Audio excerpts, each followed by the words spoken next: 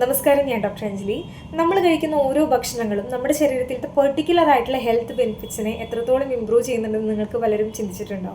Example പറയുകയാണെങ്കിൽ, ഇപ്പം നിങ്ങൾക്ക് നന്നായിട്ട് ഓക്സിഡേറ്റീവ് സ്ട്രെസ് പോലെയുള്ള കാര്യങ്ങളുണ്ട്. സ്ട്രെസ് നന്നായിട്ട് എടുക്കുന്നവരാണെങ്കിൽ കൂടുതലായിട്ട് നിങ്ങൾ നിങ്ങളുടെ ഭക്ഷണത്തിൽ ചുവന്ന കളറിലുള്ള ഭക്ഷണങ്ങൾ നന്നായിട്ട് ഉൾപ്പെടുത്താനായിട്ട് ശ്രദ്ധിക്കുക. തക്കാളി പോലെയുള്ള കാര്യങ്ങൾ, റെഡ് കളറിലുള്ള ക്യാപ്സിക്കം, റെഡ് റാഡിഷ്, അതുപോലെ ബീട്രൂട്ട് എന്നിവയിൽ ലൈക്കോപ്പിൻ്റെ കണ്ടന്റ് നന്നായിട്ട് അടങ്ങിയിട്ടുള്ളത് കൊണ്ട് തന്നെ ശരീരത്തിലത്തെ ഓക്സിഡേറ്റീവ് സ്ട്രെസ്സിനെ നന്നായിട്ട് കുറയ്ക്കാനായിട്ട് സഹായിക്കുന്ന കുറച്ച് കാര്യങ്ങളാണ്. കണ്ണിൻ്റെ ശക്തി നന്നായിട്ട് കൂട്ടാനുള്ളവരാണെങ്കിൽ കൂടുതലായിട്ട് നിങ്ങൾ ഓറഞ്ച് കളറിലുള്ള ഫുഡ് ഉൾപ്പെടുത്താനായിട്ട് ശ്രദ്ധിക്കുക. ഇവയിൽ ബീറ്റാ കരോട്ടിൻ്റെ കണ്ടന്റ് അടങ്ങിയിട്ടുള്ളത് കൊണ്ട് തന്നെ ക്യാരറ്റ്, ഓറഞ്ച്, അതുപോലെ തന്നെ മത്തങ്ങ ഇവ നന്നായിട്ട് ഫുഡിൽ ഉൾപ്പെടുത്താനും കൂടി നിങ്ങൾ ശ്രദ്ധിക്കണം. മൂന്നാമതായിട്ട് ബ്ലഡ് ഹെൽത്ത്, അതായത് നമ്മുടെ ശരീരത്തിൽ ബ്ലഡ് നന്നായിട്ട് കൂട്ടണം എന്നുണ്ടെങ്കിൽ ഗ്രീൻ കളറുള്ള ഭക്ഷണങ്ങളാണ് നിങ്ങൾ കൂടുതലായിട്ടും കഴിക്കേണ്ടത്. അതായത് പച്ചച്ചീര പോലെയുള്ള കാര്യങ്ങൾ, ഗ്രീൻ പീൻസ്, പച്ച കളറിലുള്ള ക്യാപ്സിക്കം, ബ്രോക്കോളി ഇവ നന്നായിട്ട് ഉൾപ്പെടുത്തുക.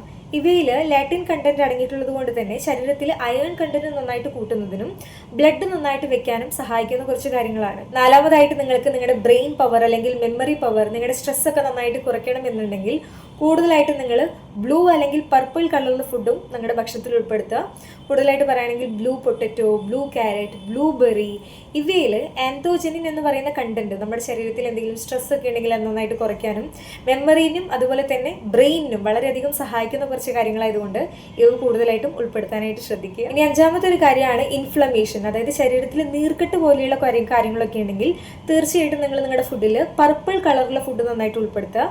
അതായത് പർപ്പിൾ കളറുള്ള ക്യാബേജ്, പർപ്പിൾ കളറുള്ള ബീട്രൂട്ട്, വഴുതനങ്ങ, പർപ്പിൾ കളറുള്ള വഴുതനങ്ങ, അതുപോലെ ഗ്രേപ്സ്, മുന്തിരിങ്ങ ഇവയും നന്നായിട്ട് ഉൾപ്പെടുത്തുക. ഇതിൽ ബെറ്റാലിൻ എന്ന് പറയുന്ന ഒരു കണ്ടന്റ് അടങ്ങിയിട്ടുള്ളത് കൊണ്ട് തന്നെ ശരീരത്തിലത്തെ നീർക്കെട്ടിനെ കുറയ്ക്കാനായിട്ട് സഹായിക്കും. ആറാമത്തെ ഒരു കാര്യമാണ് ശരീരത്തിൽ ഇമ്മ്യൂണിറ്റി നന്നായിട്ട് കൂട്ടാൻ. ഇപ്പോൾ തുടർച്ചയായിട്ട് ഈ കഫ്, കോൾഡ്, ജലദോഷം പോലെയുള്ള കാര്യങ്ങളൊക്കെ ഉള്ള ആളുകളാണെങ്കിൽ തീർച്ചയായിട്ടും നിങ്ങൾ യെല്ലോ കളറുള്ള ഫുഡാണ് കൂടുതലായിട്ടും കഴിക്കേണ്ടത്.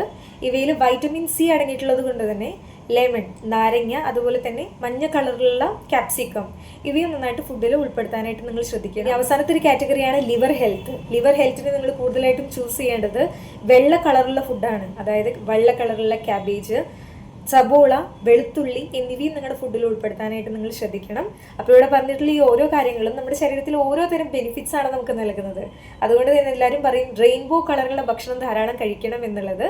എല്ലാ ഭക്ഷണങ്ങളും നല്ല രീതിയിൽ ഹെൽത്തി ആയിട്ട് കഴിക്കാനായിട്ട് ശ്രദ്ധിക്കുക, ഹെൽത്തി ആയിട്ടിരിക്കുക.